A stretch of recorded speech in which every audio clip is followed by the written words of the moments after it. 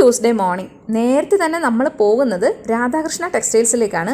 കച്ചേരിപ്പടിയാണ് സ്ഥലം. ഓണം വരുമല്ലേ, അപ്പോൾ സ്കൂളിൽ പരിപാടിയുണ്ട് പിള്ളേർക്ക്. അതിന് വേണ്ടിയിട്ട് ഡ്രസ്സ് എടുക്കാൻ പോയതാണ്. റണ്ണിങ് മെറ്റീരിയലാണ് ലക്ഷ്യം. ഞാൻ എറണാകുളത്ത് താമസമായ പിന്നെ ഇവിടെയുള്ള അത്യാവശ്യം എല്ലാ തുണിക്കടകളും കയറി ഇറങ്ങിയിട്ടുണ്ട്. വലുതും ചെറുതും അങ്ങനെ വേർതിരിവൊന്നുമില്ല കേട്ടോ.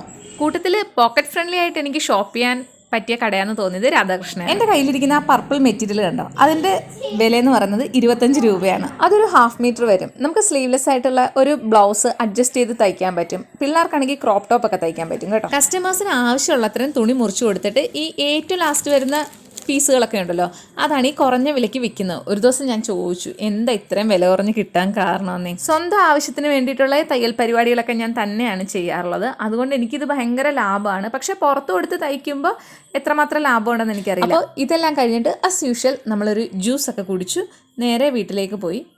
അപ്പോൾ ബൈ.